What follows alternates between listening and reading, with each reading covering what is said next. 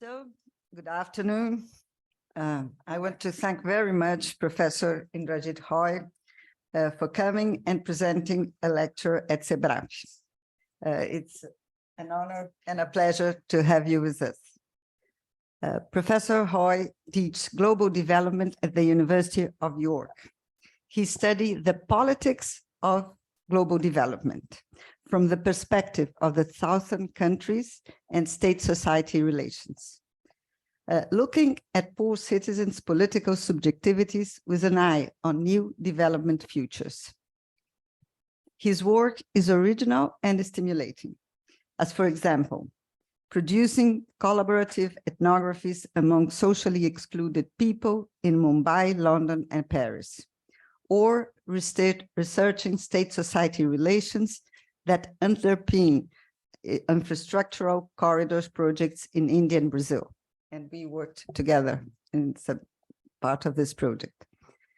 I learned a lot with Professor Roy about citizenship, hope, and the courage to explore new themes and ways of working. I believe this group of young and very committed researchers that are here today will also be inspired by your work. So, and we'll learn a lot with you. So I think that's it. As I told you, we have people from our postdoctoral program, and also people that work with us in different research teams here at SEBRAP. So, the floor is yours. Well, thank you so much. Thanks again. Thank you so much. It is a privilege to be here. Whereas work is something I've followed since before I started my PhD. So it's actually, the privilege is all mine to be here and to talk with, at her institution. I'm very sorry I haven't learned yet how to speak Portuguese. So hopefully in future years, if I come back, I might try, but this will be a talk in English, for which I'm very apologetic. Right, so I've titled my talk in terms of new development futures, the connected politics of hope. What I want to do through this talk is to think about three themes which I have been working with and trying to look at how they might all link up with each other to think about the politics of development, which is my area of work. So the first part of the talk would be around new development futures, the idea of new development futures and what we might mean by that.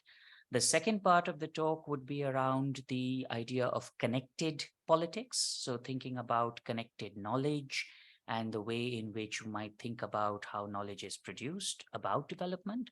And the third part would think a bit about hope and the idea of hope and how my work and the work with collaborations with scholars, including with Vera, has contributed to thinking about hope. So if we start with how the world is at the moment, thinking about the way it's changing, it's richer than ever before in recorded history. But it is also more unequal. So life chances have improved for millions, but many millions remain deprived of access to basic services. In 2010, for the first time in recorded history, more people reported living in cities than in rural areas. And many, many people now live in areas away from where they were born. So there's a great deal of migration across countries and localities. Automation and artificial intelligence have challenged core assumptions about what it means to be a human being and what it means to be a worker. Climate change is altering relationships between human beings and their environment. And the political order and economic structures that framed our life for at least 2 centuries are now under a lot of interrogation. The rise of new powers strains the existing West-led global order with which we've been very familiar. Capitalism, the socio-economic order that spurred the growth of the West, has been appropriated by these new powers away from outside of the West. And therefore, you now have a capitalist system that transcends its Euro-American heartland, but also makes it change quite a bit. Therefore, it is hardly surprising that the discipline of development and thinking about development studies itself is also undergoing a transformation. Development challenges are no longer limited to the countries that used to be called developing countries. Yeah. So you think about the adoption of the Sustainable Development Goals by the United Nations, for example, it explicitly recognizes the global nature of development challenges. And it also tells us that if the SDGs, the Sustainable Development Goals, are to be attained, then the societies of the so-called developed countries also have to change, in addition to the developing countries. The global financial crisis in 2008, it battered the Western economies. Economic growth, however, flourished elsewhere. Other parts of the world did very well during the global financial crisis. New actors from among the developing countries emerged as engines of economic growth. Some of them, such as China, but also Brazil, Indonesia, India, Turkey, South Africa, all of them carried with them a very rich history of explicitly challenging the Western leadership of the global order and of global development. So these shifts have required us to think beyond international development to global development, and the ways in which development is a truly global perspective. Three things are motivating this understanding of new development futures, which I think are interesting and useful. First, a growing interconnectedness due to technological enhancements and migrations of people. Second, the greater importance of truly global challenges like climate change, public health emergencies, and automation, which changes the future of work. And third, the emergence of new economic powers, such as, but not only the BRICS and other emerging markets or rising powers. And that has gone hand in hand with the reduction of inequality between countries, but the increase in inequalities within countries. So inequality is a problem, but unlike in the past where there were inequalities between countries, which was the real source of inequality, now you have inequality within countries that is becoming even more salient. So the idea that development is only about what happens in the third world or the global south is now outdated. It's problematic. Now, these new development futures that we are seeing, they allow us to expose and to address and to challenge what you might call very Eurocentric understandings of development. So Eurocentric understandings typically ignored the role of colonialism, for example, in perpetuating underdevelopment. They also resulted in us ignoring the agency of countries that had been historically subjected to colonialism. Eurocentric understanding often gets us to ignore the ways in which China has overcome its century of humiliation and emerged as a provider of global public goods. And we all know of the Belt and Road Initiative, that is this huge, massive enterprise funded by China across Eurasia and Africa. A Eurocentric understanding of development also led us to think about Europe's problems as if they were global problems. So, for example, neoliberalism led to the restructuring of the state in Europe, causing massive shocks to the European population. So truly, the 1980s and the 90s were dreadful decades for the West. But can we really universalize this dread? Across the global South, you see a very different set of developments during exactly the same period. In India, for example, members of communities that are historically stigmatized as low caste or untouchables, they began to gain political power for the first time in centuries. Brazil saw the adoption of one of the world's most progressive constitutions in the 1980s, and South Africans successfully dismantled the apartheid regime. Over the next 2 decades, the states in these countries, as well as in China, instituted some of the world's most ambitious welfare programs. So this is at a time when the state was rolling back in the West, the global south was innovating new welfare programs, which actually saw an increase in the state's presence rather than a decrease. And these states were not doing it because of neoliberal globalization, but they were doing it in response to political demands from the poor people in their own countries. So you have affirmative actions, for example, for historically oppressed peoples in India, Brazil, and South Africa. They coincided with economic liberalization in their countries, but they were not caused by it. They were caused by social movements in these countries. So sometimes Eurocentric perspectives that offer sweeping ideas about how neoliberalism is taking over the world leads us to ignore the very significant interventions that states in the global south have made in social welfare. Finally, Eurocentrism leads us to assume that the global south is fundamentally different from the global north. And a consequence of this understanding is as if the north has nothing to learn from the south. Henry Kissinger is reported to have once said that nothing significant ever comes from the south.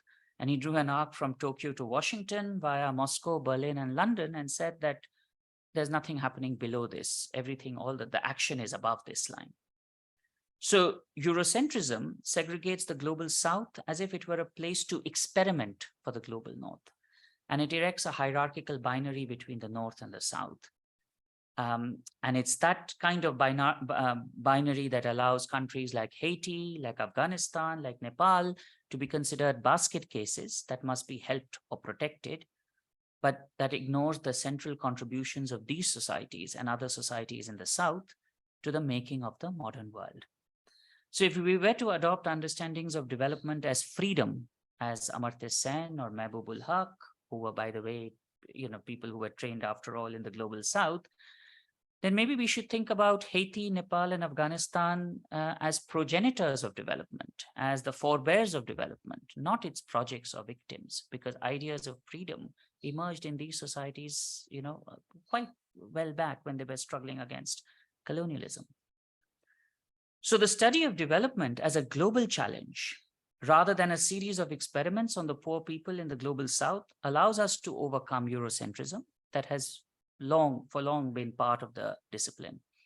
And that's what's central to understanding the new development futures, a future that is not Eurocentric, either in its knowledge production or in what is actually going on in the world.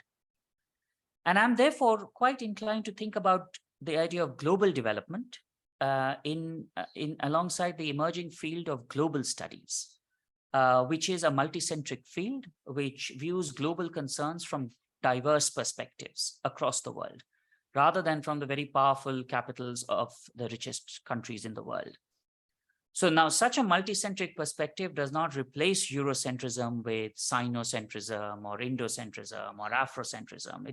It's not one hierarchy replaced by another, because it's attentive to domestic and regional hierarchies and is careful not to replicate the global hierarchies with the local ones. Or in India, as we say, it's not you replace the white man with the Brahmin man, for example, in terms of your hierarchy. So we sort of understand that there are regional hierarchies as well. And thinking about these new development futures allows us to think critically about the production of knowledge about development. Development studies has always thought of societies out there. They're out in remote villages or in deep interior forests or in slums. But we have to be very aware of the colonial origins of global development, how the field itself emerged. And the reason it's about societies out there is because of the colonial origins of this discipline. And the sociologist Gurminder Bhamra has taught us about the ways in which these colonial modes of knowledge production also created distinctions between different disciplines. So you had disciplines like anthropology, like area studies, like development, which dealt with the colonies, and disciplines like economics, politics, and sociology that were concerned with the metropolises. So Europeans would study sociology. If you go to Africa or Asia, you do anthropology. And so there's sociology here, anthropology there, economics here, something, development studies there. Now, these disciplinary distinctions and their colonial inflections have continued, of course, and that has restricted, meaningful connections between knowledges. And now I want to come to the second part of the talk, which is around the connected knowledges approach, which could try and blur these boundaries. And let's be clear, I'm not calling for departments to be shut down or disciplines to be closed. It's more about, working together. So let's be very, very clear about that. Now, what does the segregation of disciplines do? So one of the assumptions that it creates and foments is that themes like and processes like democracy, modernity, capitalism, these are all uniquely Western. So the idea is that these are Western sort of concepts, and that these have originated in the West, and other places are either trying to follow these processes, or they have been ignored by these processes and they are somehow deficient.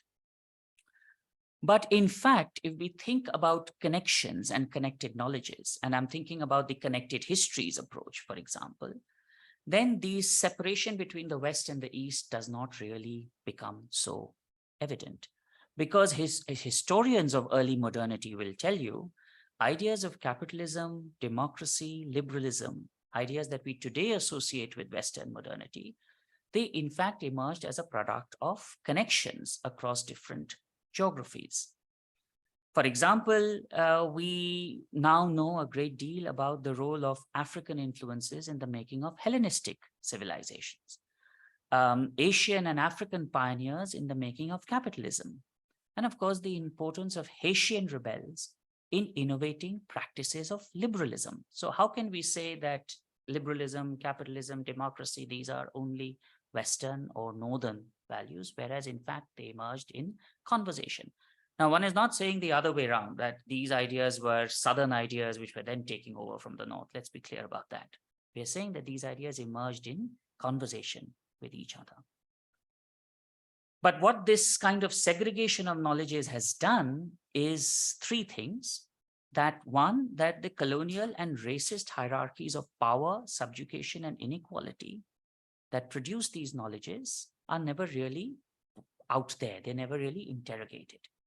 Second, the universal pretensions of knowledge produced in these disciplines are not really exposed. So the fact that economics, politics, these are really to deal with very specific societies and cannot be, talked about as if they refer to the entire world, that's never really challenged.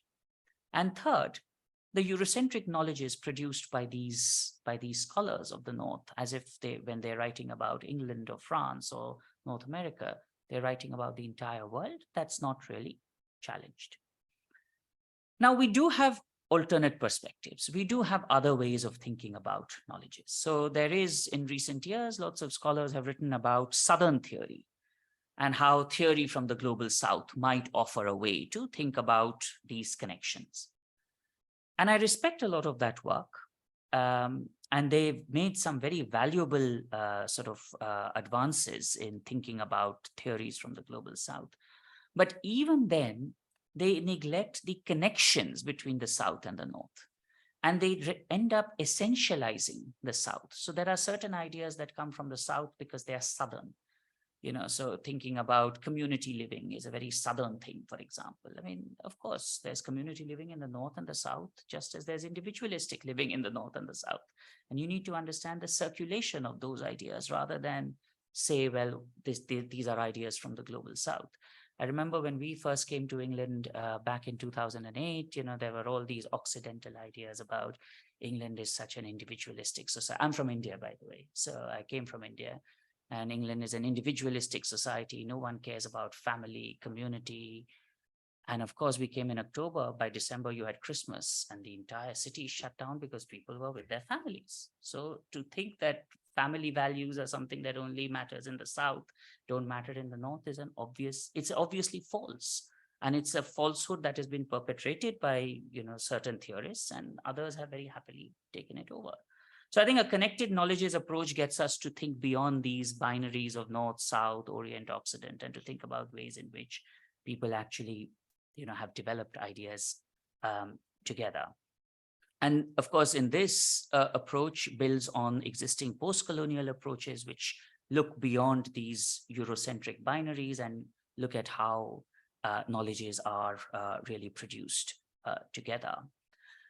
Unlike post-colonial scholars, though, most of whom tend to focus entirely on how colonialism perpetrated certain knowledge divisions and the inequalities of the world, I think the colonial knowledge, the connected knowledges approach helps us also to think about how colonialism was challenged, how colonialism was interrogated, how colonialism was neglected.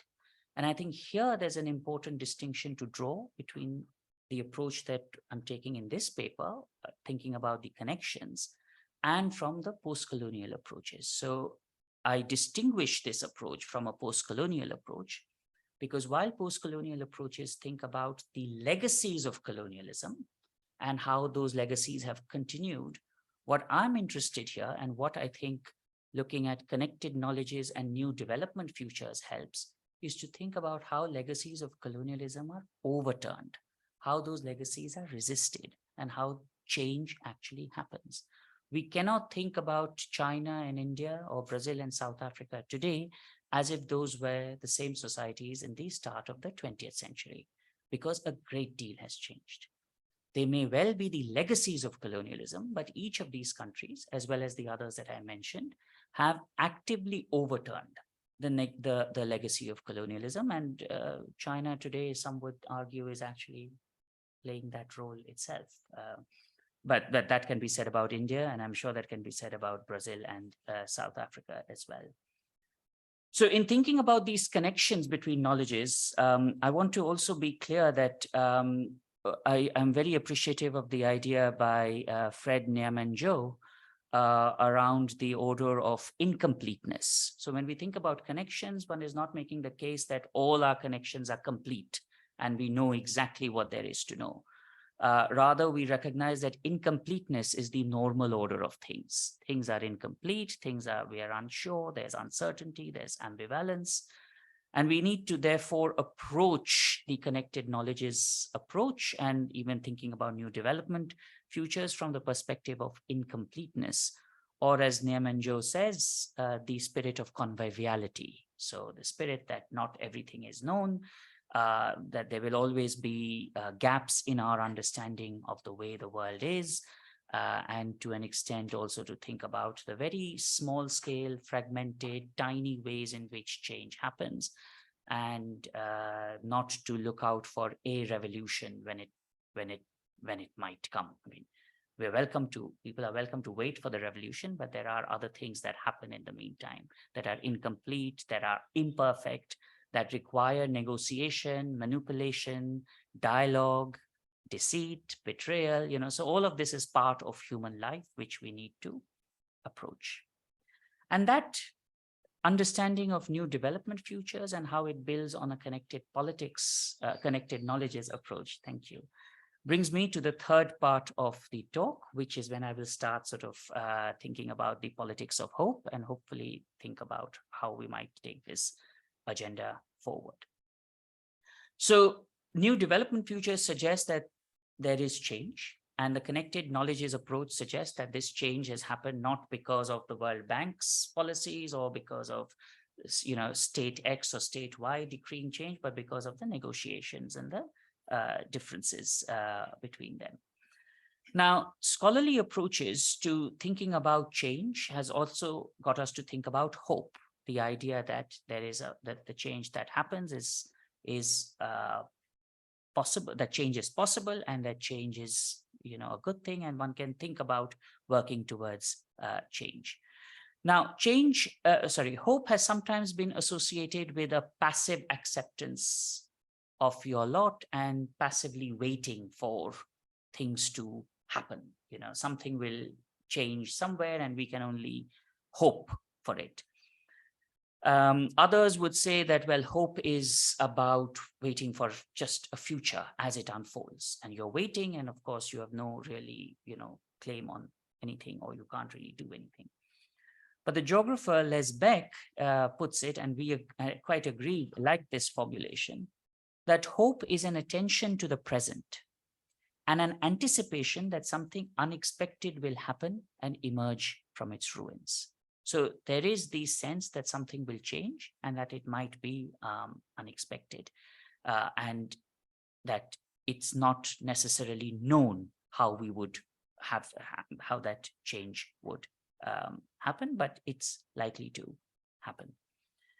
And that links with other scholars who've talked about the ways in which hope is essentially about struggle, that there is a continuous struggle. You don't just wait for things to happen, but you actually try and take action yourself.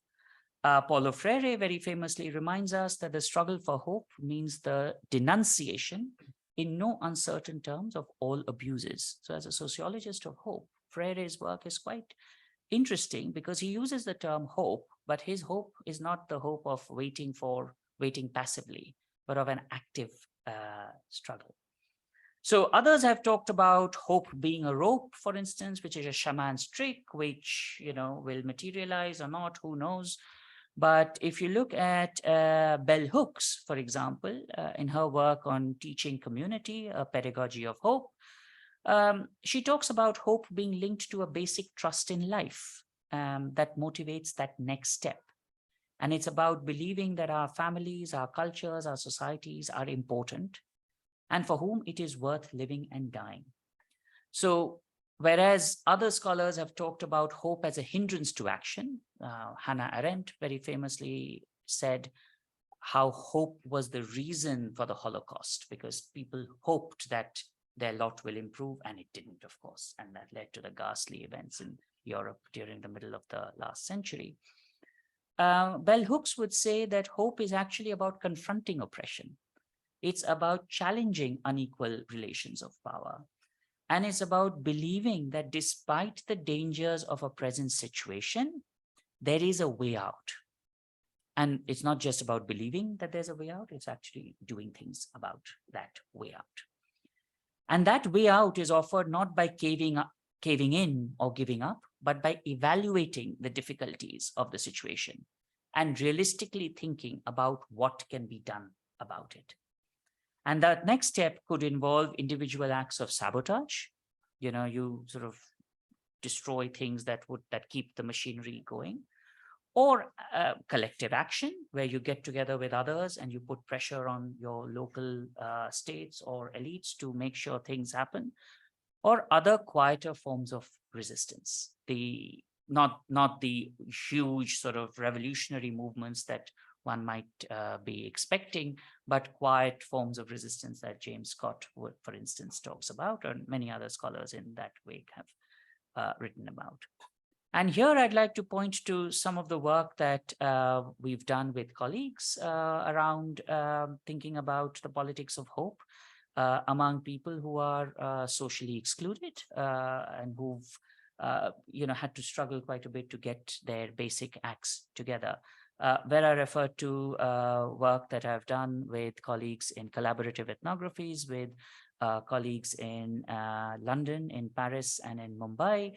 And it was striking that despite the obvious differences between the ways in which social exclusion shows up in these places, that hope for a better future was quite central to the imaginations of of socially excluded people in all three communities. We didn't plan for this, but the project worked, was in operation during the pandemic. And so that was when you really got to see the way in which, everything seemed to fall apart. And yet people were doing what they could to get their act together, to place demands on local states, on neighborhood associations, on civil society associations, as well as local governments. And our colleagues working on these interactions referred to conjunctural insurrections. So not a mass insurrection where everyone got together at the same time and challenged their states, but conjunctural insurrections where you worked depending on the local situation and got together and ensured that your societies were taken care of and that you were able to meet your basic needs. That project, by the way, speaking of connected knowledges, also helped us to leverage the approach of connected knowledges, because we looked at London, Mumbai, and Paris. So 2 cities in the north, 1 in the south. And it helped us to think about how you might actually produce knowledge by reversing the gaze, or by ensuring that south and north actually work together. And we were also very fortunate that Vera attended one of our conversations, and then subsequently Vera and I worked on research on Sapopemba here, and the insights from that research, looking at the ways in which people, who were otherwise frustrated with the local governments and the way in which the pandemic was being mishandled, nevertheless took matters into their own hands, worked with neighborhood associations to the best that they could, and ensured that they met basic services. So they weren't just waiting for the state to come to them, they were actively reaching out. But this also allowed us to connect knowledges, because we were thinking about how practices in the global south and practices in the global north informed each other, but also they were quite similar in lots of ways. And from a research point of view, it was fascinating for us, because we had scholars across the north-south divide really working together and collaborating to think about how not only the processes were coming together, but also ideas, academic ideas were coming together. So we had our co-investigator based in Mumbai spend some time in Paris to work with the co-investigator in that city. So there was a Mumbai influence in the way in which Paris's data was being collected. So one is not saying that there was an influence on processes in Paris, but there was influence in the way knowledge was being generated about Paris. And our Paris co-investigator returned the visit later in the year. So the knowledge about Mumbai and Paris was generated collaboratively. We recruited a postdoctoral researcher from Turkey with experience of working in Ankara to undertake field research in London, for instance. And so that was very interesting, because here was somebody, a Turkish woman with experience in the global south, who was looking at what it might mean to think about hope in London. So the politics of producing knowledge was quite fascinating. And after she moved on to do other things, we had a researcher of Caribbean background who worked with East European immigrants in London. And that produced a very interesting set of research questions, as well as dynamics of what it meant to have power in the field, and what it meant to sort of be a woman of Caribbean heritage dealing with East European migrants. And this connected knowledges approach was also told us about the underbelly of this, because of course we are used to thinking about global north, refusing visas to scholars from the global south, delays in visa applications, arbitrary rejections, etc. But when our London-based researcher, white British middle-aged man, applied to go to India, the Indian government said, no, you're not welcome. And so in a sense, reversing the gaze is also about reversing these sorts of issues and processes that we might not like. So we have to recognize the ways in which the global south can, as actively as others, perpetrate some of these exclusionary processes. So in terms of thinking about hope, and in thinking about how you might research hope, there's a great deal to learn from the shared experiences from the North and the South. And I'm quite happy to talk about other projects where we've looked at similar ways in which Southern actors have shaped Northern processes. The rise of China is a very obvious sort of example, and I'm involved with a network of scholars who works on Chinese investments in Europe. So that set of processes turns everything we know about development upside down. We hear of development as Northern actors shaping the global South, but here you have new powers that are now actively investing in the global North, and they may not be as influential as we think they are, but then they exist. Likewise, you have the BRICS countries emerging and developing their own new development bank, which claims to be an alternative to the World Bank. And again, those claims are a little exaggerated, but we cannot deny the agency of the global South actors in organizing and demanding and carving out new spaces. Now, one of the things that I would like to sort of close with is that all of these processes that I've mentioned, they might suggest that nothing really is changing, that when we talk about hope, we're really talking about very small incremental changes. And I think that's important to bear in mind, because we are talking about hope. We are not talking about utopia, which is a fundamentally different level of thinking, where utopia is a perfect world where everything that you would like happens and falls into place at the same time. We are not talking about hope is not the same as talking about utopia.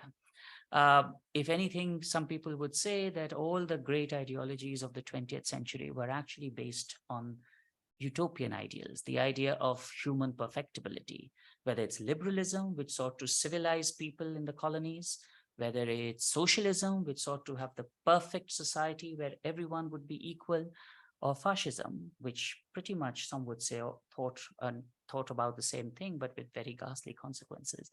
And there are lots of, depending on who you speak to, they will tell you there were ghastly consequences on all sides.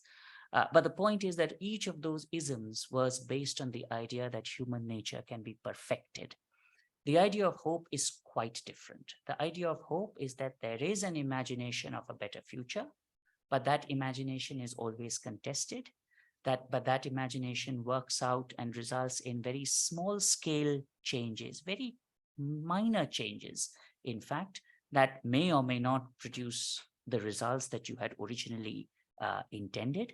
But as the cases that I've just mentioned suggest, none of our interlocutors, either in Sapopemba or in Ramabai Nagar in Mumbai, or in the areas of London and Paris where we worked, were really looking at massive societal change. What they were interested in was that their immediate lives would be improved, that states did what they were expected to do, and that their local associations delivered. And so in that sense, thinking about hope involves a sort of realism that is based on what can be done and what is achievable, rather than being delusional about what you might want in the future and that which may or may not help you. Now, practitioners of realist hope do think about power relations, and they do think about the ways in which power relations can be upturned or challenged or addressed. But they don't obsess about the perfect revolution when the world will be exactly as they would like, because of course, everyone has different views on what the world should be like. So realist hope celebrates small wins towards challenging power hierarchies. I mentioned earlier work that I've been doing collaboratively with colleagues here in Brazil, but also in Turkey and China, thinking about the comparative politics of welfare. So the ways in which welfare policies are instituted across in some of these emerging markets. And there we see that the welfare gains are quite minimal. There are huge programs, of course, and those programs are riddled with corruption.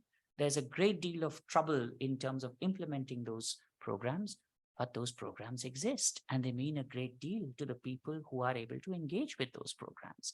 There's a debate about, on the left, whether social welfare programs end up depoliticizing people because it gives, money to people. And I suppose it's a version of the people become lazy approach. So the right says people become too lazy to work.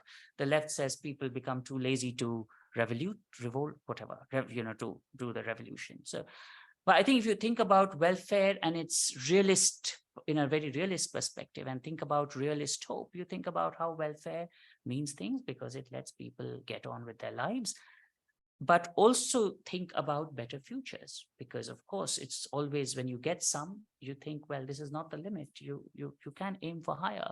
So in that sense, realist hope is not about perfecting humanity, but it's about those incremental changes, what Niemanjo would call incompleteness or conviviality, where you work together with others to bring about small change. It recognizes the backlash that even small changes will foment. So even when you have welfare gains, which are tiny, maybe, you get some real into the hands of women somewhere, or some rupees somewhere, and that's another seminar, but elites don't like that, because of course, even that changes those local relations. So you don't imagine that somehow welfare gains will be accepted by everyone, because they won't. There will be a backlash against them. So realist hope braces for that backlash. And we are seeing that backlash playing out across the world at this point. But that doesn't mean that you give up and say, well, there's nothing to be done because things are so bad that there's really nothing to do. Realist hope remains unwavering in its struggle to disrupt the status quo, and to get us to keep thinking about how the world can be a better place, almost like a horizon. You get towards a place, but once you've got towards where you think the sky meets the earth, that of course has moved on. So it's incomplete. I'm sorry if you thought about hope in revolutionary terms, that there would be a perfect recipe.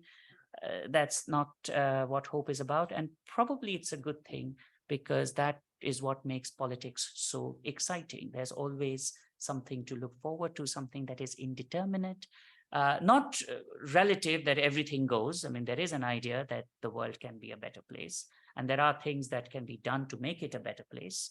So it's not a reversal of Foucault where everything is about change. It's not. There are things that can be good, and there are things that can be regressive.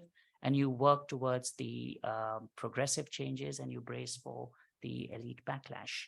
And I guess it's thinking about how you might redress power imbalances, and how you might act towards power imbalance, redressing those imbalances, both in terms of actual processes, but also in terms of generating the knowledge about those processes, that you can then begin to think about hope and the politics of hope when you think about new development futures.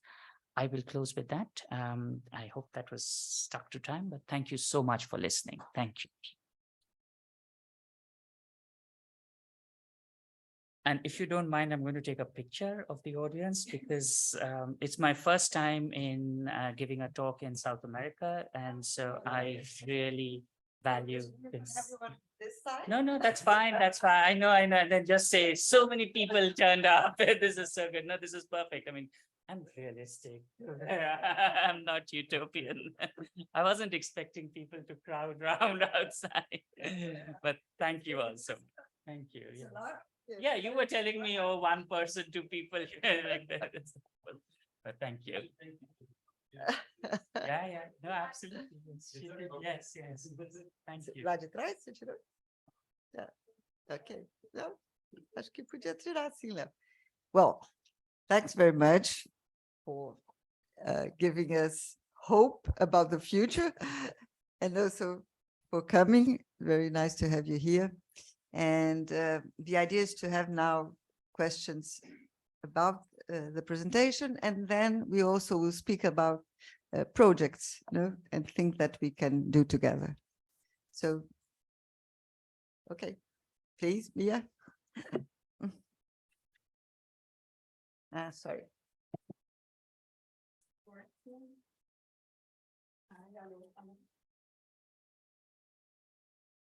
Agora. Well, thanks so much for such an inspiring talk and lots of questions. And I'm Beatriz. I'm a postdoc researcher here in SEBRAP, and I work on feminist theories and the relation between feminist movements and the state. And also I'm working with Vera and other colleagues here in a research about the effects of the pandemic on the peripheries.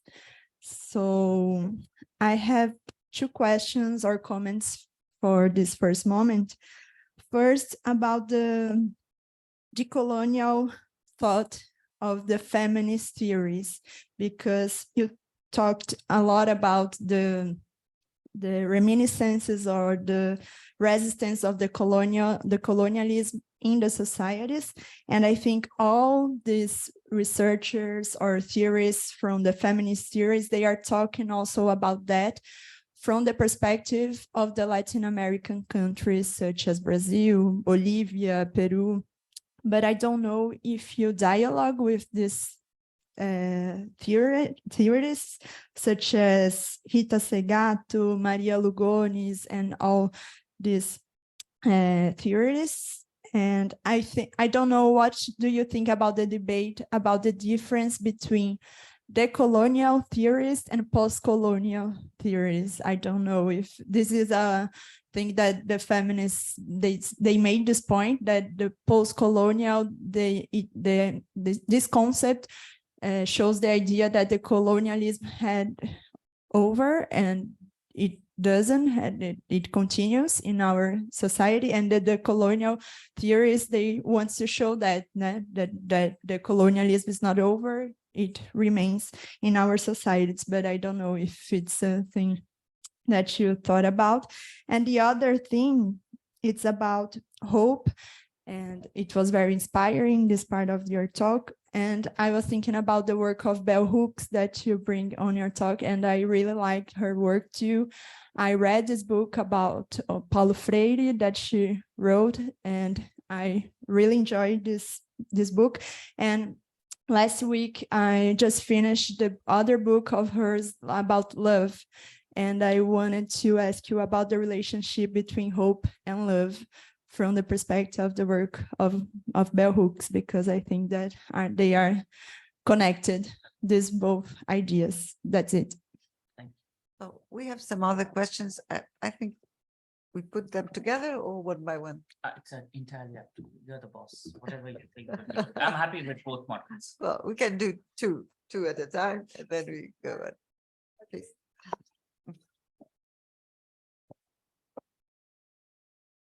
Hello, good afternoon. My name is André Lerner. I'm a researcher at the Núcleo de Democracia e Ação Coletiva. It's a collective action and democracy research unit. And differently from the guys here, I'm an architect and a planner, so I have like a slightly different background. And I was delighted by your presentation. Thank you so much. It was very inspiring. My question is very simple. You mentioned about integration between North and South, and I assume there should be something about East and West as well, of course, by all means. And the other question is a little bit about theory of change. If there is a kind in those movements of hoping for something, what kind of, if is there any typology of change that would create these new conditions? Because you would have a prior condition and a new condition, and if that would follow a maybe integration or splitting or increasing or decreasing. There is dator, which is used sometimes, and then there is this all other people like Weddington. Well, theory of change. So if you could talk a little bit about that, I would be delighted. Thank you. Okay, so let's go with this. And No, thank you. Those are very, very thoughtful questions, and very, I'm very grateful for those observations, especially because this is the first time I've been sort of presenting this work, bringing together these three themes. I don't engage with feminist work as much as I should. So of course, Bell Hooks was obvious in terms of the work that she does, and very directly sort of referring to hope. But I do think that this distinction that you make between post-colonial and decolonial is interesting, because sometimes there's a distinction also drawn between post-colonial with the hyphen and post-colonial without the hyphen. So from my understanding, the post-colonial with the hyphen is what you were saying, where people talk about, assume that colonialism has ended formally as well as substantively, and a new era has started. And the one without the hyphen is the one that suggests continuity. And so I think there are strains of that in what you're saying, and that's I'm of the view that legacies are important, but we cannot ignore agency. So I guess I would be on the side of those who would say that, well, colonialism, even when it existed, two things: colonialism when it existed was always resisted, There was always pushback, even at the height of colonialism. And secondly, somewhat controversially perhaps, that colonialism never was about, powers parachuting in, but was always the result of local negotiations. So in India, which is the place I'm most familiar with, in the mid 18th, 19th centuries, actually the British and the French were being used by local rulers against each other. So the power was in the hands of the local rulers who were using British troops and French troops against each other. No one in the middle of the 18th century could have realized that 200 years or 150 years later, the landscape would be so different. I suspect it's similar elsewhere. Recognizing this does not mean we ignore the terrible legacy of colonialism, but recognize that colonialism wasn't the result of a power shooting in. No empire ever has been built like that. The empires have always been the result of local negotiations, manipulations, betrayals, and all sorts of other kinds of navigations. And this has, of course, implications for how you think about new empires, even empires today. People talk about the Chinese empire, people talk about Empire X, Empire Y. The mechanisms are exactly similar. So I think that's where I would be a little careful about dealing with the post with the hyphen or post without the hyphen. But I think it's an important point, and it does sort of get us to think about the way in which you might start reflecting on colonialism and its implications. The hope-love question is such an amazing question that I could talk for a while, but I just want to give the example that comes to us from Nepal, from an anthropologist called Laura Ahern. And the book is called Love Letters or something. It's got love letters in the title. It's not a book about hope so much, it's a book about love. But I think it speaks to what we are talking about in a very interesting way, and because of the uncertainties and the ambivalence of things. So when you think about, and give me a minute because this needs a bit of elaboration. So when you think about development, for example, you think about, well, the usual infrastructure, economic growth, etc. You might think about education, health, all sorts of things. So, there's a harder and the softer sort of elements of development. So the UNESCO in sometime in 1980s or 90s, I mean, Ahern describes this very well. I'm only going to synthesize. Introduced a literacy project in Nepal where the goal was to educate women. And of course, it was the usual development assumptions, a Western, Northern sort of donor funding you to sort of do your, run your literacy projects. And people said, oh, this is great because women were now going to read and write. Others were critical and said, well, this is going to extend the control of the state and Western donors onto local society in Nepal. So there were, on both sides, there was a lot of expectations about what would happen. One was good expectations, one was not so good. And what actually happened? This anthropologist goes and finds out what were the women doing? Of course, they were reading and writing and that sort of thing. But maybe I should ask you, what do you think they were doing? What do you think the women were doing? What do you think was the result of the literacy project? The women were writing love letters. Who were they writing love letters to? This is Nepal of the 1980s and 90s, where there was a Maoist revolution brewing. They were writing love letters to the Maoist revolutionaries. Sometimes they eloped with those Maoist revolutionaries. Sometimes they joined the Maoist revolution. And by 2008, the Maoists had brought down a 250-year-old monarchy in South Asia. So a Hindu monarchy that had sort of, divinely sanctioned, like most monarchies, came crumbling down. Now, of course, you can't say that the literacy program led to the crumbling of the monarchy, but maybe you can. And certainly that was not UNESCO's intention when they brought about the literacy program, that the women would write love letters to, Maoist revolutionaries, but they were. And what are you going to do with it? Whether you're supportive of development or critical of it, you cannot ignore the agency of the women themselves. And I think that's where love and hope are so interesting, because who knows what the women who were writing love letters to their boyfriends or friends were hoping for, whether they were hoping for the destruction of monarchical Nepal, They were hoping for Republican Nepal. Who knows? What they were hoping for was much smaller than that. But what they achieved was something very different.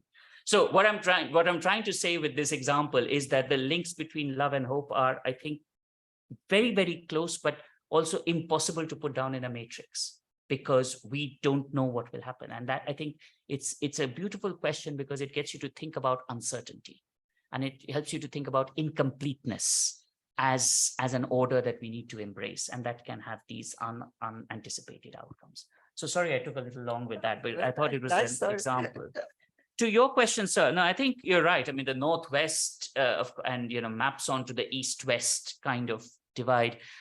I think in the development studies work, I have seen the North-South sort of distinction to be a little more played out, because I think those were the terms that were used by the actors themselves. So when the developing countries or the ex-colonial countries were banding together in the United Nations, for instance, back in the 1970s, they self-consciously used the global South identity rather than East and West. And for that reason alone, I find that I think North-South works. I also feel that East-West, is much closer to a cultural studies literature with which I'm not that familiar as I should be. So which is why I use the language of North and South. But I think I'm sure this could work in terms of East-West as well, because when you think about Hellenistic influences on, African influences on ancient Greece, or the ways in which, ideas circulate between the Mongol Empire and the Enlightenment, or Islam and the Enlightenment, I'm sure this can work. So I would say that, yes, I think it's a matter of, I think the recognizing the connections. I think that would be great.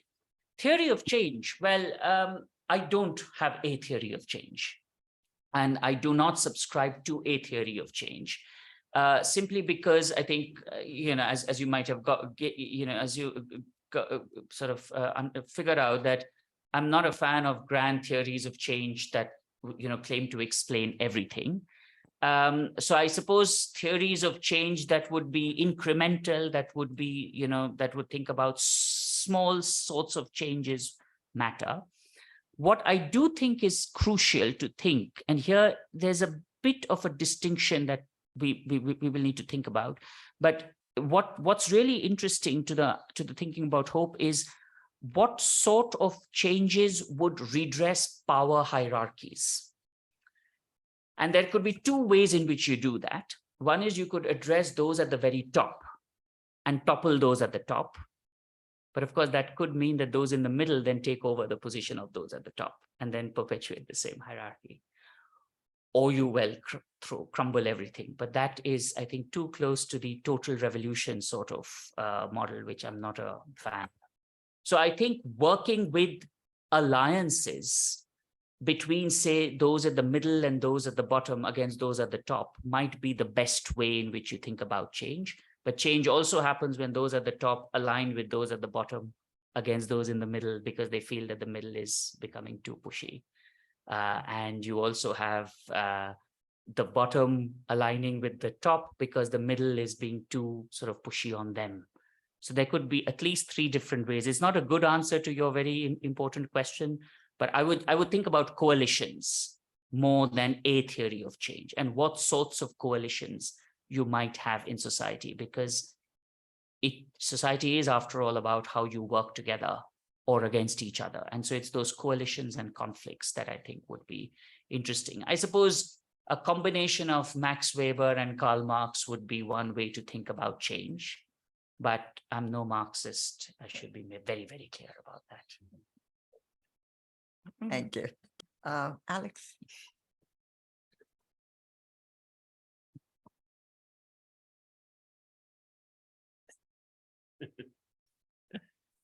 Thank you so much. Indrajit, it's very nice to see you here in the Global South, rather than the frozen north of Oxford, York, or Sussex.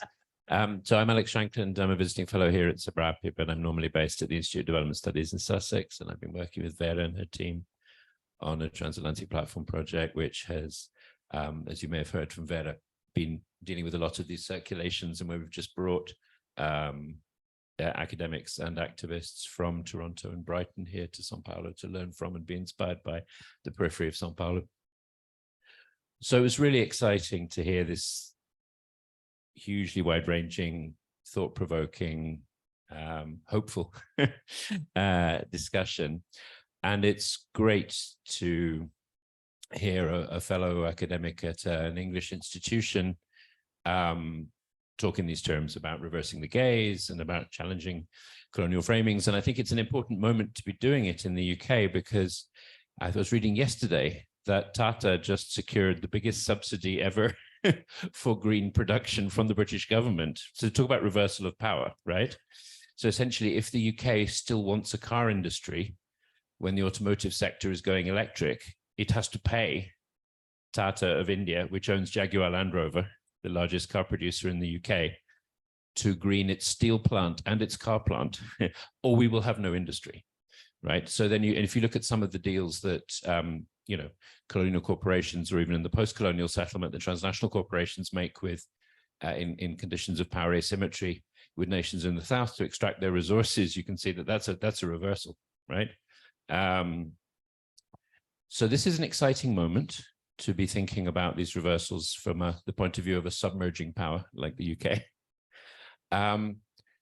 But that raises a concern for me. So I'm very inspired by the potential to use this moment of delayed post-colonial sliding of the former imperial power, United Kingdom, which may be opening up possibilities to learn from the South. That's something we're seeing in the National Health Service and elsewhere. I mean, and it's exciting. And there's huge potential within the UK for breaking through the barriers of colonial hierarchies of thought with an argument that actually kind of we're all developing countries now. And that horizontalizing circulations and flows of learning is the way to go. And so I think that's tremendously exciting and empowering and necessary. But there are two concerns I have. One reflects the place of the, let's call it the North, the parts of the world that benefited most from colonial regimes. And one is more about the South, and particularly what you talked about in terms of the sub-imperial powers, right? The BRICS, the new powers of the global South, or not so new in China's case, the re-emerging powers. And in the case of the UK, my question is, can we consolidate this awareness that England, for example, is just another complex, highly unequal country with a lot of problems as well as a lot of strengths and a lot to learn and a lot to teach, and we can all be horizontal about it? And at the same time, not let go of the historical responsibility of the British state for colonialism, right? In other words, is there a risk of letting the British state off the hook, and all the institutions which made money from slavery and all the rest of it off the hook, in saying, well, we have lots of problems and we're all developing countries now. So how do we deal with that in the UK context? In the context of countries like Brazil, like China, like India, like South Africa, I say like, of course, they're all very unlike, but these major, what my co-author Jennifer Constantine and I call gimmicks, globally influential middle-income countries, right? The point about these powerhouses of the global South is that their imaginary of development is a high modernist one. It is not the subaltern imaginary of the indigenous, of the feminist, of the queer, of the marginal, of the periphery. It is a bourgeois, patriarchal, capitalist, nature-destroying imaginary of development. And the question is, when in that very interesting answer that you gave about alliances, the middle has bought into that vision, right? The top was always making money out of that vision. Therefore, the possibility of an alliance with either middle or top of subaltern groups, such as what are known as traditional peoples here in Brazil, quilombolas or whatever, is growing more distant, right? Those alliances which were there in the 80s and 90s in the foundation of the Workers' Party with the seringueiros and the auto workers and so on, I don't see that happening anymore. So the question is then, how in the emerging powers, rising powers, new empires, sub-imperialist powers, whatever we call them, can those subaltern knowledges from within those parts of the global south gain greater traction, so that in reversing the gaze and reversing power relations in the way that we're seeing with former imperial powers like the UK, we don't just end up reproducing the same patterns of exploitation. But Excellent, excellent. I'm doubting if I put one more together or Yeah, so. no, yeah, important, but you can have another, whatever you Okay, think. Leo. Yeah, because I think my question goes well along with Alex's question.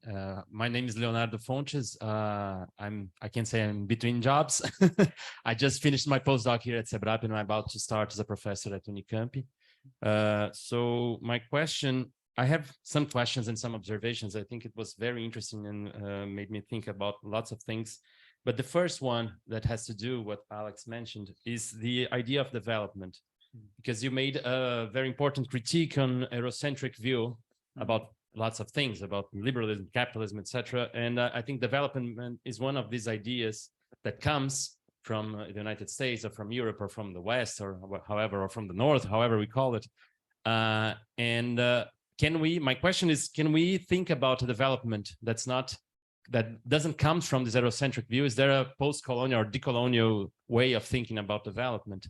And at the same time, when you make that opposition between hope and utopia, I was thinking, isn't it development one form of utopia that sometimes can restrict our hopes, that only leads us to the same path that we are following for centuries, and we are destroying the planet and destroying indigenous groups and etc. And finally, one last, it's more a comment, because when you the idea of hope, I've never thought about hope as a analytical category. But in my perspective, I've been doing field work in peripheral areas in São Paulo since 2015 when I started my PhD. And they use a lot the idea of hope, and they use Paulo Freire's idea of hope, the local social movements. They and I don't know how is your Portuguese in this specific word, because hope you can translate as esperança. And they say we don't have esperança as because esperança can mean also wait, to wait. So you can just, yes, you don't esperar, you esperançar. So that's how they try to use Paulo Freire's idea of like, we have hope, but we need to act, not only wait to something happen, you know. So I think this is a very powerful word that is a native category for lots of my research interlocutors. And I think that's a very good way to pursue this idea. So thank you for all of that. No, thank you. Thank you. Thanks, Leo. Should I? Yeah. No, I think on the last point, yes, I think you're absolutely right. There are these categories that, can be used to thinking about hope, which relate to this broad distinction between waiting and acting.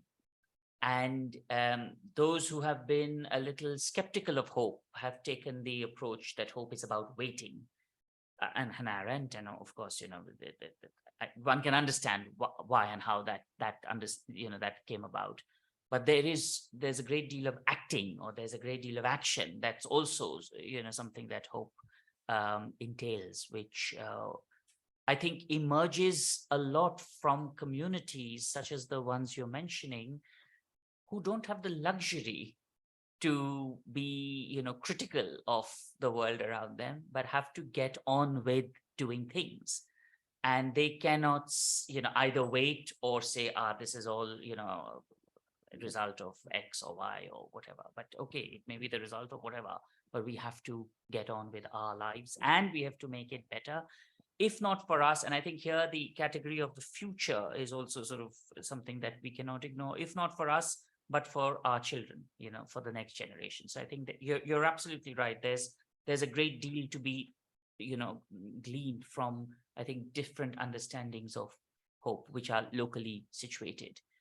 One of the challenges I've had is, that a lot of the literature tends to be, of course, in English, or rather, a lot of the literature I have engaged with, it tends to be in English. Whereas I think there's a lot to be said about looking at how the idea of hope, what the idea of hope does mean in diverse contexts and how it's used, what its usages are. I avoid overly discursive analysis, though, because then that takes you in a different direction. But I think we cannot ignore this precisely because here discourse is not unlinked to action. You know, the people are saying things which they're also doing. So thank you so much. I think that's very useful. Yes, the questions about development and the meanings of development, especially with the gimmicks. I think that's a great acronym, by the way. You should give that to our Prime Minister, as in to the Indian Prime Minister, but also maybe the British one. I think they'd love it. I think, well, so the idea of development is, and I'll go backwards if that's okay, Alex, because I'll come to your point, which requires, I think, which it'll help to respond to this to get to there. I think development has always been a heavily contested term. And it's heavily contested not only among those at the top, as in intellectuals, academics, scholars, well, they're at the top, but multilateral organizations, etc., but also by the people who are engaged with development. So I agree that one way and the most influential way to think about development has been in terms of infrastructure, in terms of economic growth. But I think there have also been alternative competing ways to think about development, including in the World Bank, including among influential economists. And I'm thinking of Amartya Sen's work, for example, or the UN's work on human development, the idea of development as freedom. And one could say that Sen was also very Western after all. He was educated in the United States, came from there. But we can't ignore his early life, which was spent in Bengal, and must have and surely did influence his work, his way of thinking. Likewise, we have dependency theorists who, of course, were extremely important to thinking about development. And much of that literature emerged from this continent. So I think to say that ideas of development are Western, I would slightly, with respect, disagree with that, because there have been competing ways to thinking about development. And the present understanding of development as extremely infrastructure-led is surely of a certain category. I wouldn't necessarily say it's Western for exactly the reason that Alex mentioned. I mean, its greatest adherents today seem to be the states of the global South, China, India, Brazil. These are the ones who really are embracing the idea of development as infrastructure. I suppose you could say the idea of development as about, change, social change, etc., has links with the Enlightenment. But as I said earlier, the idea of the Enlightenment itself as being uniquely European is now being questioned. So I wouldn't worry too much about pinning down whether development is Eurocentric or not. If anything, I would push back against the idea, both from a progressive perspective, but also from a conservative one, that development it's an idea that has emerged in conversation. If you think about development as social change, you can also think about development in terms of resistance to colonialism. And of course, we know that a great deal of resistance to colonialism was mounted from the global South, whether you think about Haiti or Nepal or Southern Africa. They have always been sort of pushing back against colonialism. I remember talking to my interviewees in Bihar in northern India, and I had casually asked them about development, vikas, which is the word in Hindi. And this was in 2010, where infrastructure wasn't really a thing yet. I mean, it was growing, but it wasn't really a thing in India yet. And they said, of course, there's development, because now I can look the landlord in the eye. So I think thinking about development in terms of how people use the term makes it much more interesting to think about varied views. I do not deny that there is now, as we speak, seems to be a global consensus, at least among the elites, in favor of an infrastructure-led development. But that is a very here and now moment, I think. We shouldn't make the mistake of thinking this was always the case, because there have been ways of thinking about development that have not been infrastructure-oriented, that have not been about economic growth alone. And I think that brings me to the point, Alex. I think that that's an important, very important observation, because it is true now, whether we think about capitalism or democracy, or development or any of those, they're no longer European. In fact, they seem to have transcended the Euro-American heartland. And I think certain states in the global South are much more excited and enthusiastic about appropriating capitalism. And we can debate whether that's a good thing or a bad thing, but that is a fact, and we have to accept it. Again, I would probably disagree with, on the same basis, because there was a time when states at least were trying to mix infrastructure, big development with welfare, not because of doing charity to the poor or to those who were sort of, you might call victims of development, but because there was a very serious pressure from below. And if you look at legislative debates, for instance, and I'm working with my colleague Marcus Iannani on looking at legislative debates in India and Brazil around the way in which the category of the poor was invoked during the debates on Bolsa Familia and India's National Rural Employment Guarantee program, there was this twofold sort of approach to thinking. One, that the poor are voters.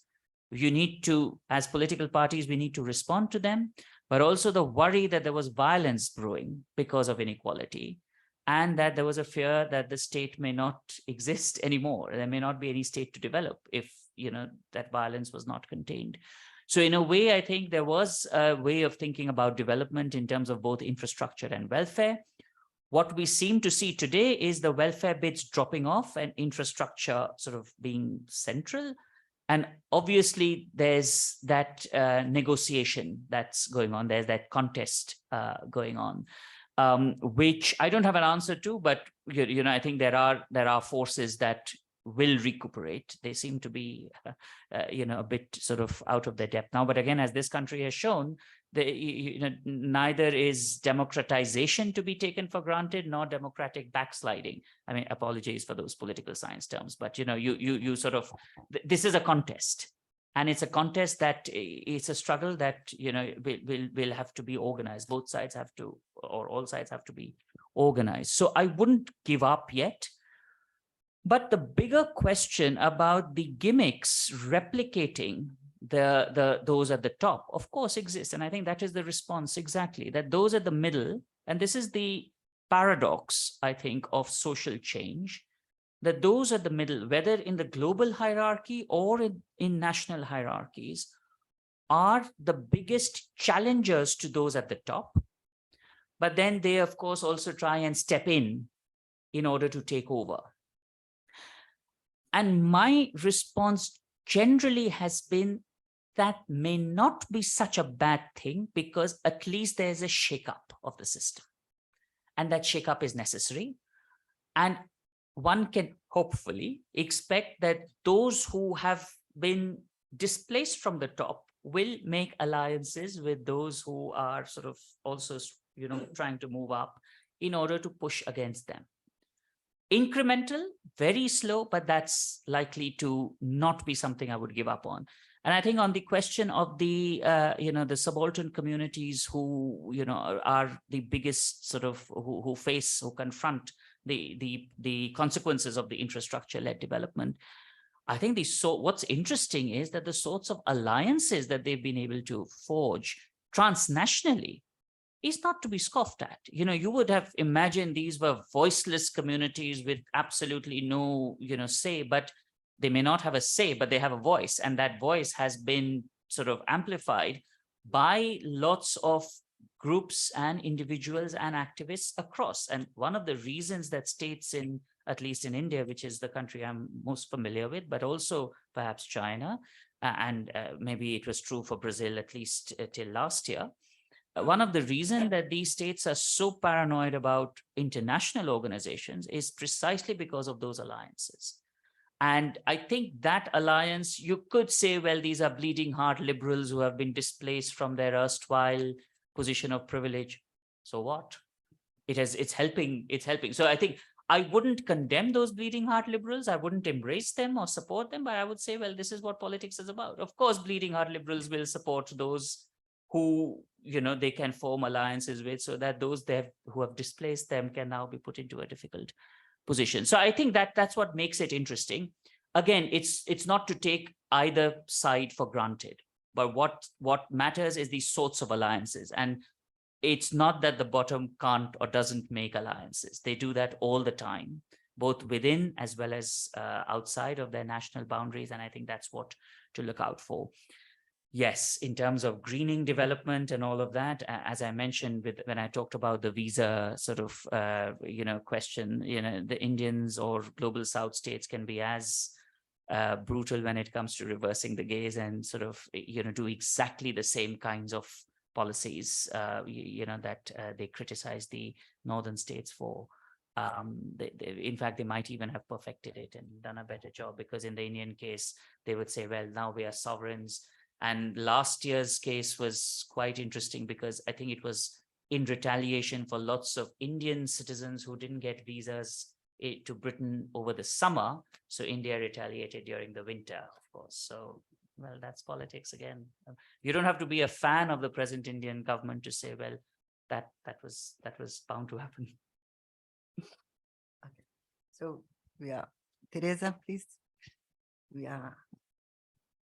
Hello, I'm Teresa Caldeira, and I'm an anthropologist who teaches in the Department of City Planning, and that has to do with the question I'm going to ask. I teach at Berkeley, and I worked here at SEBRAP for 15 years before that. So my question, I was very interested in your discussion about the politics of hope. And I thought it was very interesting the way you characterized it and the way I listened it. I listen it almost as an anti-modernist manifesto. And I think that because it's not utopia, it's not revolution, and it's not comprehensive planning, it's not a total planning, it's not planning in a way, right? So if I hear it as an anti-modernist manifesto, I can understand it as being anywhere, because Brazil has been as modernist as, and even more modernist than like Europe in some sense.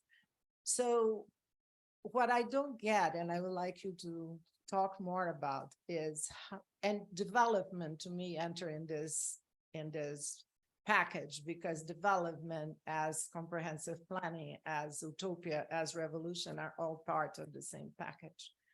So why do you, in which ways do you need this discussion about the segregation of knowledge and about the global, the North versus the South, as the preamble for your discussion of the politics of hope? So how do those things connect?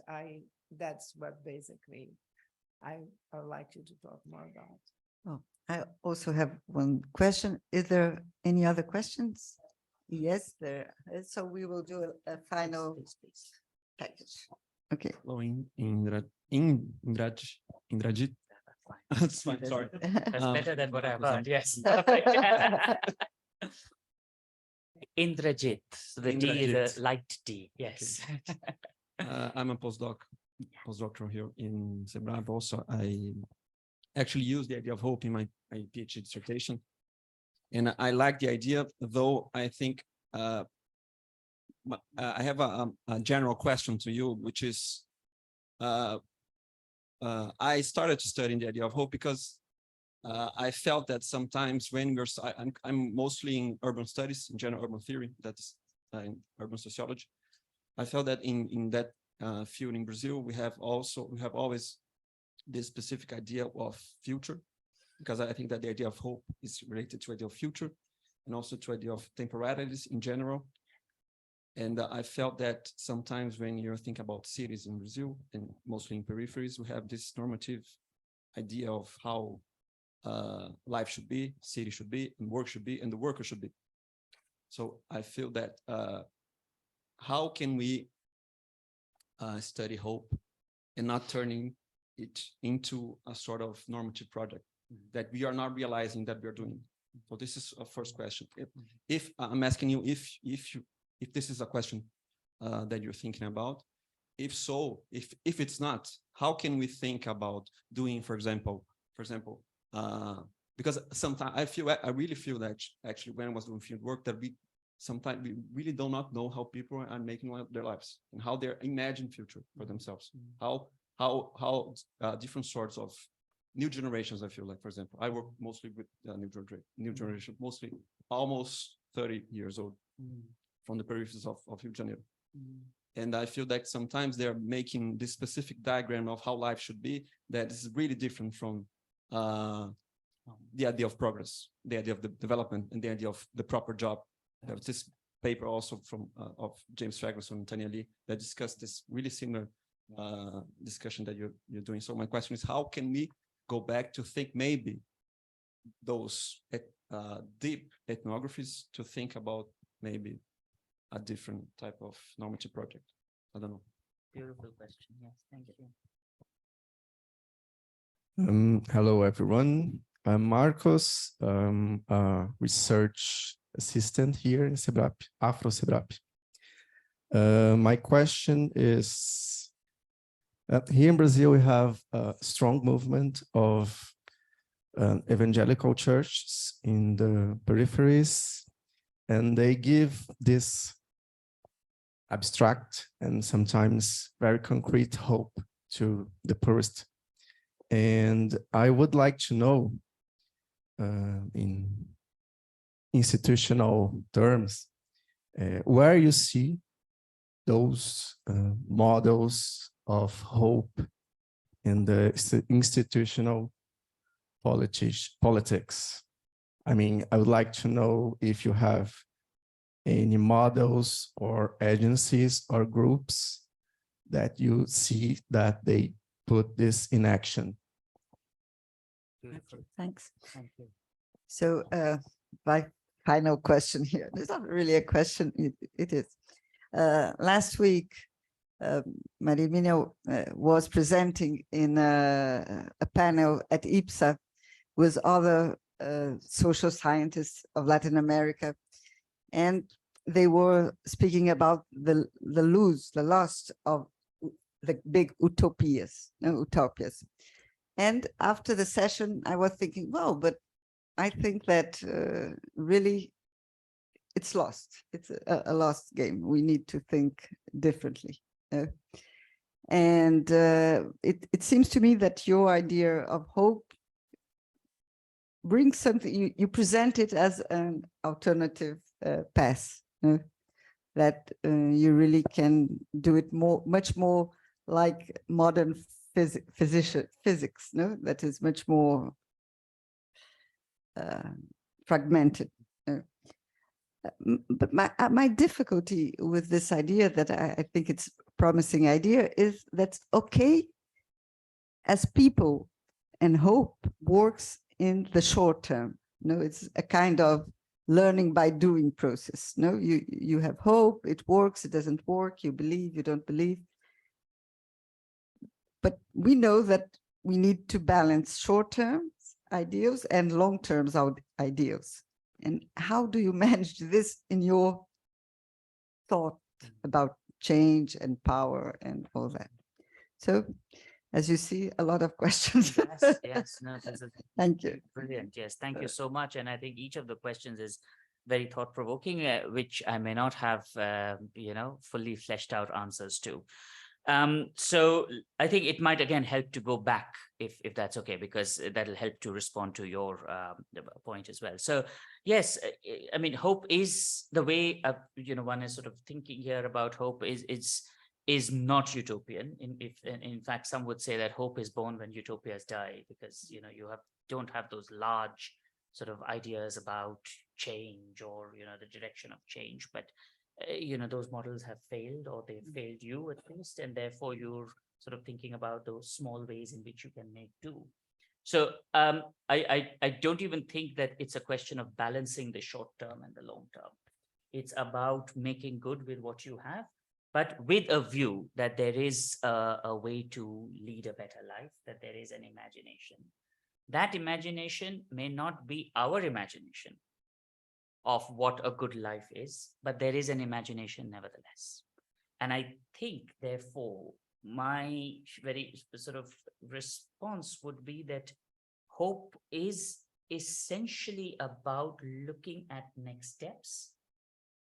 That doesn't mean it's short-termist. There is an idea of, what kind of change you would like, but that you're not getting there immediately. The best you can do is to walk towards it. But there is an idea of what you want to walk towards. that might change though down the line. I think there is also the element of hope that links with grief that I think might speak to this idea of utopias going away, or the way of the world, the way with the certainty of the world not being something that we can take for granted anymore. So people who might see their entire way of life passing, for example, or for whom work is no longer what it used to be once upon a time, they grieve about that loss. And it's, I think, quite essential to thinking about hope in relation to grief, because if you're not able to grieve that loss and that passing, you may not be able to, well, think of the next step. So it's, again, not a fully fleshed out answer, except to say that I'm not sure there's a balancing between short term and long term that's going on. But there is an idea that the way of the world that we were used to is not for us anymore, and we need to do something else. And there is a direction towards which we can travel, but of course things might change. There's an element of time. There's an element of strategy that we cannot take for granted. And I think this point about the models of hope or ways of thinking, what direction to take. The sorts of developments that you're talking about are, similar. We've encountered similar ideas that from religious organizations in Britain, in India as well, where there are groups which have offered hope, and not just abstract hope, but very concrete belonging. People can come together in churches or mosques, in temples and in monasteries, and some very strange ideas are then also perpetuated through those groups.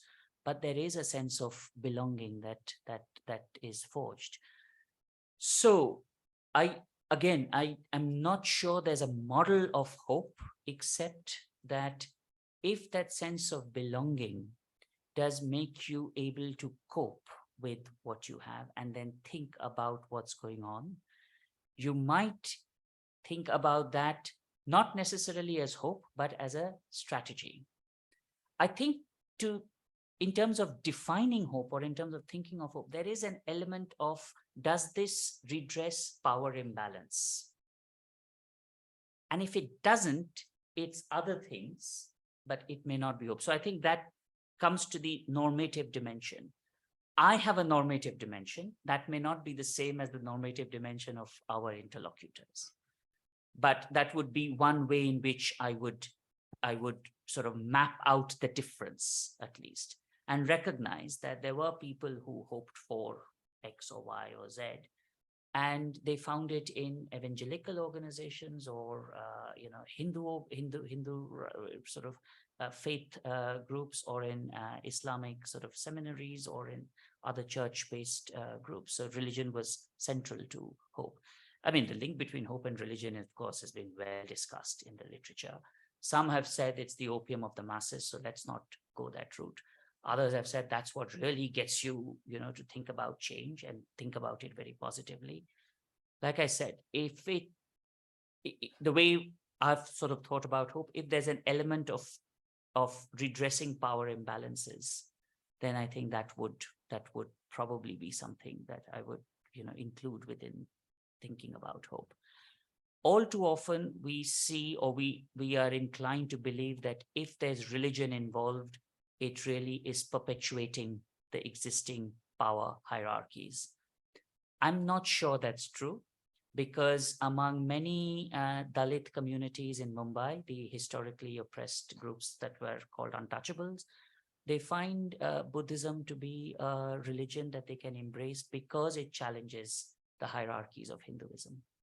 So there could be, it's quite possible that people join or become very sort of enmeshed in religious groups or religious bodies, because it gives them community with which they can challenge their existing hierarchies. It may have electoral outcomes we don't like, but that's hope for you. That's what we have to do with this category. So we can't deride it as false consciousness, for example. We can't say this is not something I want to deal with. So I think it's the element of challenging, not intentionally maybe, but in terms of outcomes. Does it redress power hierarchies? But that's a tricky one, because it's something that, you know, as academics we may not like, but that's there before us. And to be true to the ethnography, to be true to the people we hear from, I think we have to sort of get there. And that brings me to, I mean, I think you sort of figured the answer. There is a normative element, of course, but there's always this challenge between the normative and the analytic, I think, which my way out has been to think about the question of what does it do to local or national or global hierarchies? And so, and again, that's why I find hope useful to distinguish from utopia. And that, I think, is a way of thinking about hope. I've never really thought about hope as an anti-modernist project, because to me, modernity isn't that kind of homogeneous thing that emerged from Europe and then spread everywhere. That it emerged in, and that's where I think the connected knowledges helps, because when I present this work without that connected knowledges approach, the sort of question is, but isn't this, well, you know, all of these ideas emerge from the West and then they are appropriated by others, but that's not true, because these ideas have emerged in conjunction with centuries-old conversations, with struggles that have not always been happy struggles, but they've emerged in conversation. So I would, and if that came across, that wasn't the intention. It's not an anti-modernist idea. Also because development is not necessarily a modernist idea, I think. The way in which planned development certainly is modernist. The sorts of development that James Scott writes about is certainly high modernist. And to be sure, in the mid-20th century, all of those projects of development were high modernist. But if you think about development as change, as social and political and economic change, that change does not necessarily come through states sort of bringing about change. That change happens because of interactions and challenges and struggles. So that would be one way in which I would respond to your question. And yeah, you're right. I think I am probably setting up a stage for exactly that question to be asked, but I think it's useful, because otherwise one runs into the risk of being pulled into conversations about whether development is modernist or not. But of course, it turns out I think we've done exactly that. So maybe I should, think of a different way of framing it. But that would be that. I wouldn't call this an anti-modernist project at all. Some people talk about critical modernity. I'm not sure it's critical enough. I wouldn't go demodern at all, or postmodern, or any of those sorts of things at all, because I don't know. Not modernity. Yes, I agree. But even if you think about anti-modernity, I mean, there have been just so many ways in which development has been used by practitioners, by the communities that have engaged with it, by states as well. I mean, the development studies literature is awash with how you get the various ways in which we think about development. I mean, I think entire institutes have sort of worked on. We have a last pressing question. Yes, please. So yeah, that's my limited response to your question. Sorry to return to the microphone, but I got a little bit confused, because sometimes you talk about hope as a strategy to tackle uncertainty. And I really like that, because it reminds me a lot of agile, strategies and so on. And sometimes you talk about hope as a organized response towards uncertainty, and then it's a completely different thing. Organized hope is just a reaction to uncertainty, and it becomes an institution itself, like the church. So that's two absolutely different things, and I see a continuing in your discourse, which is really troubles me, because these are complete opposite things. Like, churches that come around and establish themselves as an organized and sometimes they do work around hope. And the other thing is to hope for and be able to, overcome your own limits in order to create something else because you hope for. So one thing, it's about creating new categories. That's why I mentioned a theory of change, and I've been thinking about René and catastrophe theory here. And the other thing, it's about hope as institutionalized discourse and means of organizing power.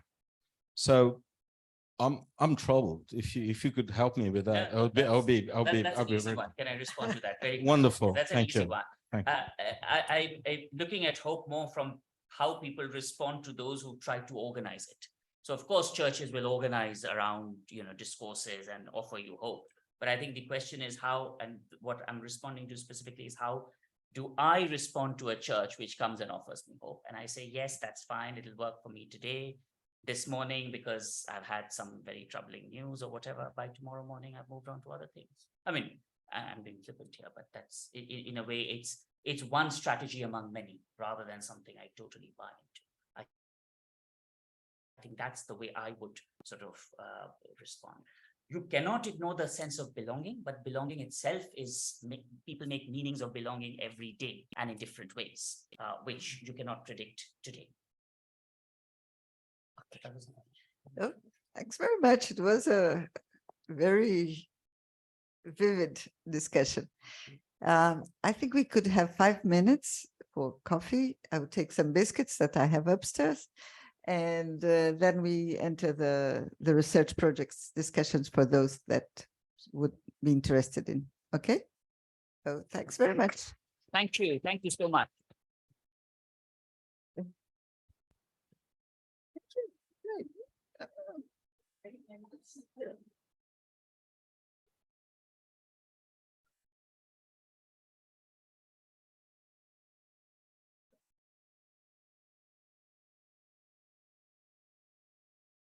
Congratulations, what a tour de force.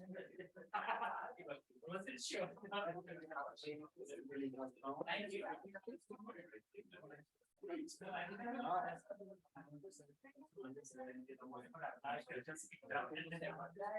Yes.